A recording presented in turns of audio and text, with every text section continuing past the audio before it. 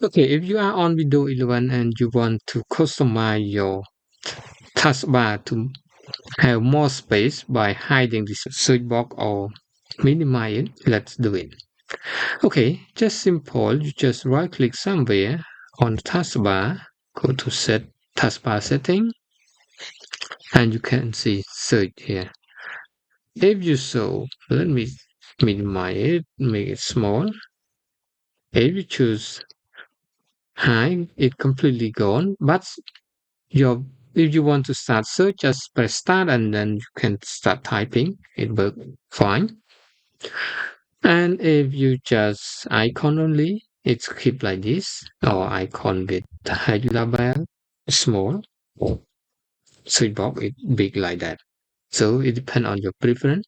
Okay, let me just hide it so I have more space to working on. Okay, hope you learned something from this video.